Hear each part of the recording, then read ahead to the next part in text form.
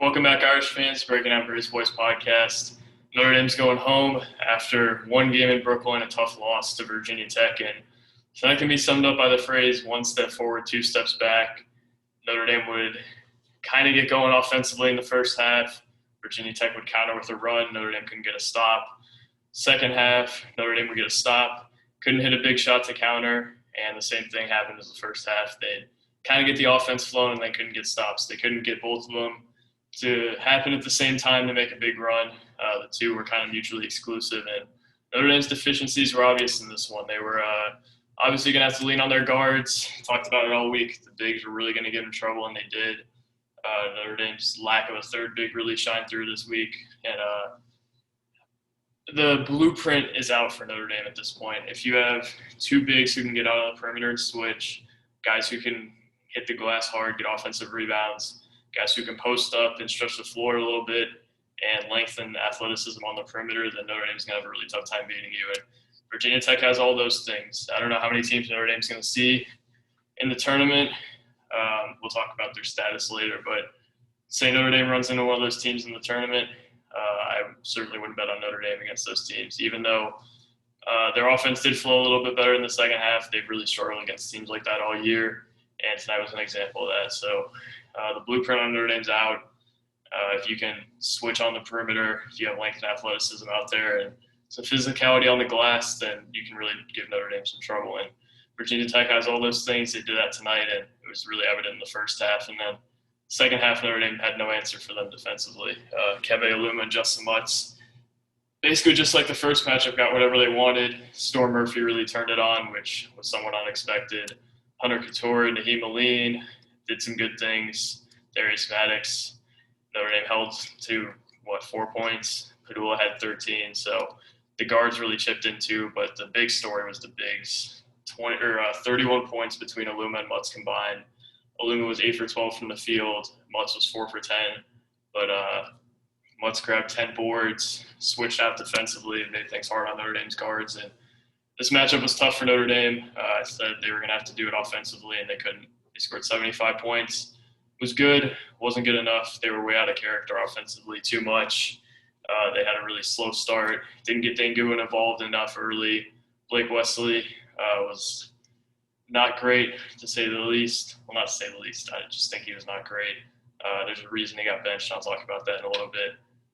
Obviously, it's not ideal when you don't have your second best player out there and your first player and your best player has 6 points. Dane had 11 actually. Wow, he turned it on late. But Notre Dame, man, they struggled tonight. I thought they were going to find a way to overcome all this, but you knew it was going to be tough, and it was. There was just not enough things going for Notre Dame tonight. They were going to need everything to go their way offensively. They were going to need to get stops when they really needed them, and couldn't do any of that. They turned it over too much. 11 turnovers total, but in the first half it really just killed their offense, missed way too many open layups. And the offense that we watched in the first half is not a typical Notre Dame offense. And if they had a typical Notre Dame offense in the first half, I think they outscored Virginia Tech.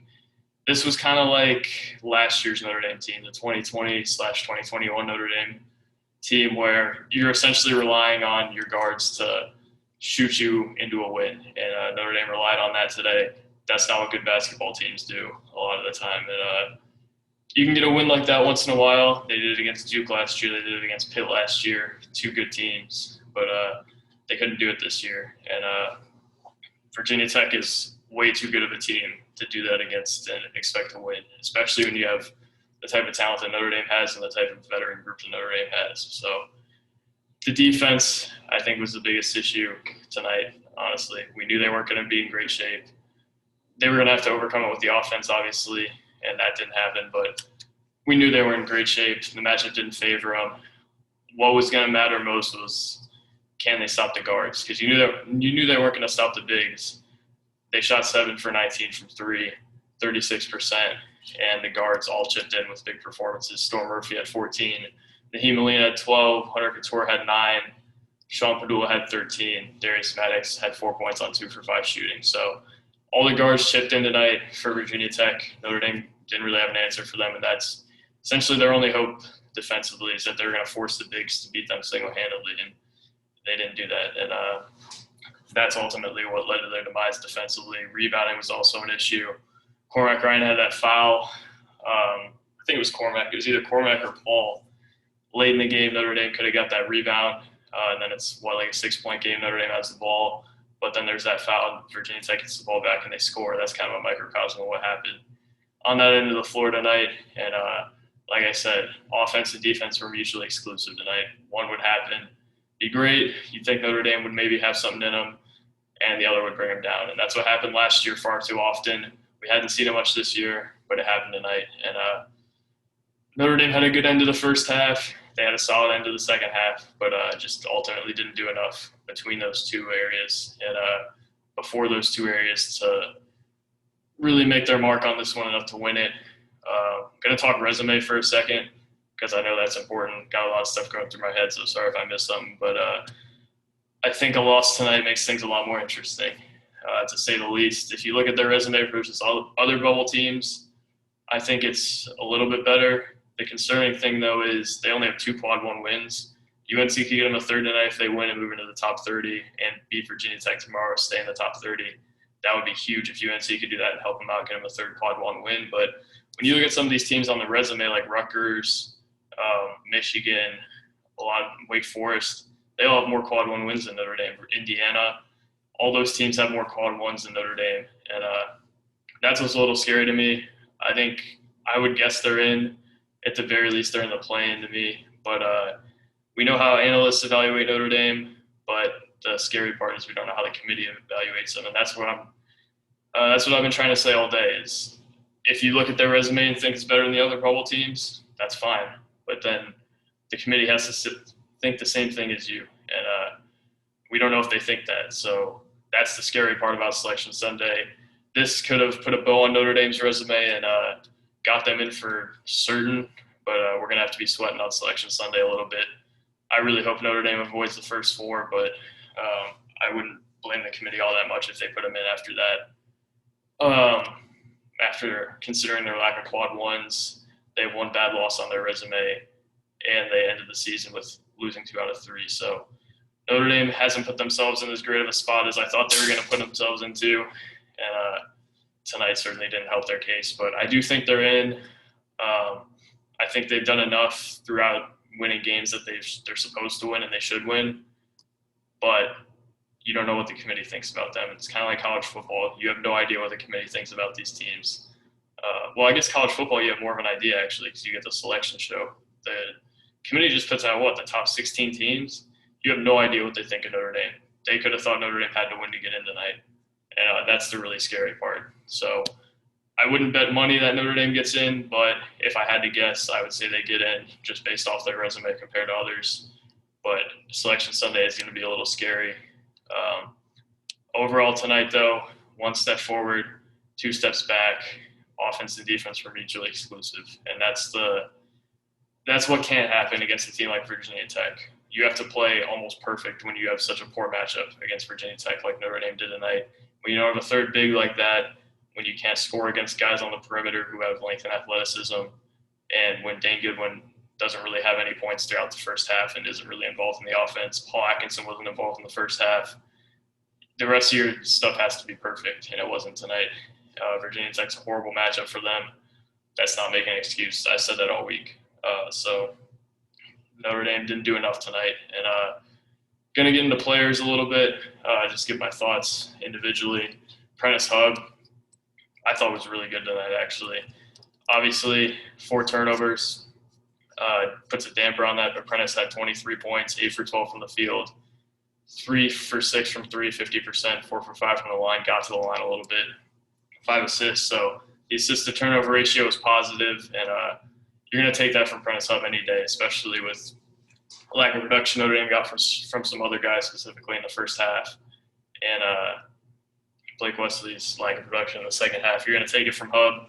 Him and Cormac Ryan, I thought, were Notre Dame's 2 best players tonight. Lechesky, I thought, was also solid. He was kind of doing it alone at times defensively down there. But Prentiss, I thought, was really good. If you get that performance from Prentiss and then you get a normal Blake Wesley performance, then you're fine. You win a game like this. And unfortunately, that didn't happen tonight. Cormac Ryan, I thought, was also really solid. he was the guy who kind of sparked them in the second half, got them going. I thought he pressed a little bit early, but he did get him out of some trouble offensively early. And I think he was the reason they were in this game offensively. Ended 2 scoring droughts by getting to the line. Huge spark at the start of the second half, hit some shots late, got to the line and hit shots. I think he went 9 for 9 from 3, 8 for 8, but you'll still take it. 5 rebounds, 20 points. You're going to take that from Cormac Ryan. I would have liked for him to be a little bit more locked down defensively. That's hard to do, though, with the type of bigs they have, screening you all the time, and frankly, some of those being moving screens. Cormac was good tonight, though. He certainly wasn't the problem. Prentiss Hubb certainly wasn't the problem. And other than that, there were a lot of problems. Not specific guys, just overall there were problems. And they're going to have to address that before next week, because if they want to make any noise at all in March, you can't have a blueprint out on you like this and just whenever you run into a team who fits that blueprint, then they're going to beat you unless you play perfect offensively. You got to find ways to change that up, and it's hard to do at this point in the year. I'm not sure they can, but the blueprint's out, and they're going to need to find a way to beat that if they want to make any noise. So Dane Goodwin tonight, I really didn't like how he wasn't involved early in the offense. Couture played good defense, I thought, all night, but Dane couldn't hit that big shot late and had 0 points and 0 shots throughout the first half. They have a really hard time winning if Dane isn't contributing. Wake Forest, he didn't give you all that much. Duke, he didn't give you all that much. Florida State, Boston College, when they lost all 4 games, Dane didn't do all that much. And I think it's been a common denominator when your second best player isn't really doing all that much for you. It's hard to win. And he was put in some awful defensive situations. He had to be on Mutz and Aluma in the post. I think that's where Notre Dame's lack of a third big really came into play. If they had Elijah Taylor, maybe that helps. They also just need a deeper front court. I think the bigger issue, rather than the 7-man rotation, is just that they don't have a third big they can rely on. You're forced to go small ball unless you want to play those 2 bigs the whole game. And against a team like this, you can't go small and be effective with it. So Dane Goodwin, I don't fault him much for what happened defensively, except on the guards. I didn't think he was all that great either. Oline was exposing him a little bit there, but he was put in some horrible situations on defense, and that really exposed their lack of a third big, which is another flaw with this team. But he needs to be more involved in the offense. I think that's a bit on him and a bit on his teammates and Brave for not being super intentional about getting him involved in the first half, but he's fine. The other guys stepped up, which I think helped a lot. He stepped up towards the end, just really wish he would have hit that 3. That would have been, a 3-point game, and all bets are off at that point. But not a great performance by Dane. I would love to see a big performance from him next week, just be more aggressive and all the things like that. But I do think he was put in some bad situations on both ends. Even with the small ball offensively, I think he had some trouble just because Aluma and Mutz can move so well on the perimeter and make things hard for him. And their third big also did some things. I knew how to say his name like 5 minutes ago, and I forgot, so not even going to try at this point. I knew how to say his name like the whole year, and then as soon as I have to say his name, I forget. But Dane Goodwin, not great. Thought he stepped up in the second half a little bit, hit some shots, and got some momentum for Notre Dame there, even though they couldn't finish it off. Nate Laszewski, man, he was not awesome on the stat sheet tonight. Had 12 points, but also had 10 rebounds, a steal, and just played like a grown man today. I think that's been maybe the biggest improvement with Nate Lechesky. He's learned how to hit the glass. He's learned how to guard physical and good bigs, and he's just turned into a man on the basketball court, and that's huge.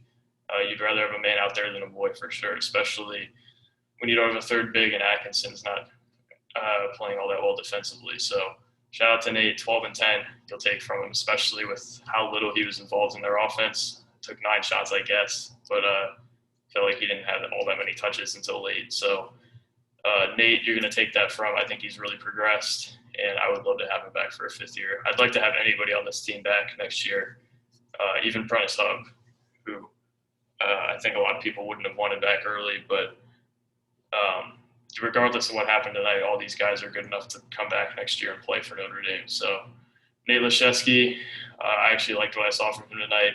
I thought he was the sole reason they got some stops defensively down the stretch there, and they just couldn't convert. Atkinson got some big rebounds. He got some big rebounds, specifically Nate, but Atkinson didn't do much else tonight, unfortunately. Had 5 and 2, and I think this is probably his worst game at Notre Dame, to be completely frank. 5 and 3, 3 rebounds.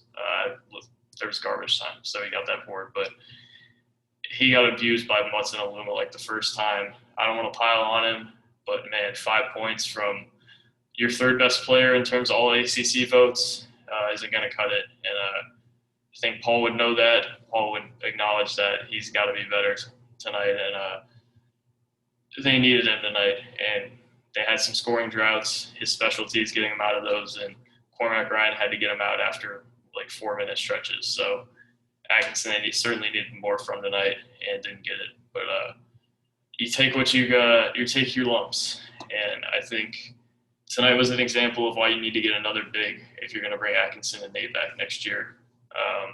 Maybe that's Van Lubin. Maybe that's a transfer who's just really physically gifted, because you can't beat a Florida State or a Duke or a Virginia Tech that often with 2 bigs who are a little skinny and also aren't 7-footers. So I thought they did their best tonight. Obviously, it wasn't an effort thing. It's just those guys are completely outmatching them down there at some points, and it's tough on them, especially when they have to play so many minutes without a third big. So tough on them. Hopefully they get a better matchup next week where they can kind of exploit it rather than being exploited at times. And last guy, Trey Wertz, had 0 points. Didn't attempt a field goal, just had the 1 rebound and the 1 assist. I think they were fine with what they were playing. I'm not going to clamor for Trey Wertz to get more playing time. Certainly not the ACC performance he had last year, and all year he's just struggled to find a role. And I would have loved if he could have found a role, and I would love if he could have some heroics next week. But man, not an ideal outing for Trey Wertz tonight. The athleticism, I think, kind of overmatched him, and that's why he didn't play all that much. But overall, I actually don't feel that horrible about this team. We're just trying to be objective about this game. I feel like I came off like I feel horrible about this team, but I don't think they're all that bad. I think they could win a game next week if they have an opportunity to. And we'll see, man. It's a big stretch for Notre Dame, kind of figure out what this team's made of in March. And it all depends on matchups this time of year. And tonight they didn't get a good one. Next week they got to get a good one to kind of have a chance. And we'll see where the committee puts them. We'll see where Joe Lunardi puts them tomorrow. And this is big. They're gonna if they don't make it or they're playing in the first 4, this is gonna be one of the big reasons they could have ended tonight with 2 quad 1 wins, more under their belt, and would have had an opportunity for one tomorrow, but they couldn't get it tonight. Couldn't get it. Well, let's hope they can get one with UNC later tonight. But that's about it for what I have to say. Hoping that they'll have something for me to talk about on Selection Sunday. I guess either way I'll be doing a show, but appreciate you guys watching. I'll be back maybe before Selection Sunday, probably on Selection Sunday, though, talking about their draw or lack of a draw. So I'm guessing draw. But thank you guys for watching. Certainly a tough day for people like me who are Bears and Notre Dame fans. But thanks for everybody watching, tuning in. It's been great to have a consistent viewer base this season, and I look forward to doing a post-game show and a Selection Sunday show in the next week. So thank you guys for watching, and I'll see you next time. Peace.